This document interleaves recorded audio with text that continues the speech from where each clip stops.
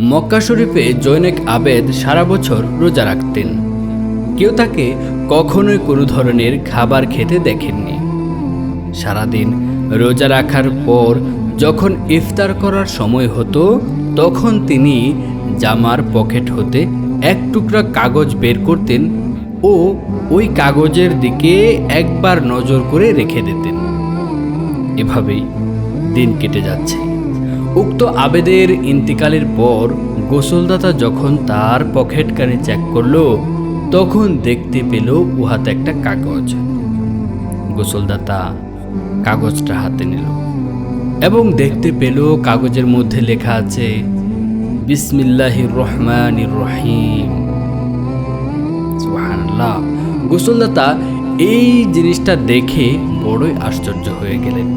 গায়েব হতে আওয়াজ আসলো, আমি বিসমিল্লাহ দ্বারা তাকে পালন করেছি, রহমানিয়াত দ্বারা ক্ষমা করেছি, রাহমিয়াত দ্বারা তৌফিক দিয়েছি। সুতরাং বন্ধুরা, সর্বক্ষেত্রে সব কাজে আমরা এই ছোট্ট দোয়াটি অবশ্যই পড়ার চেষ্টা করব।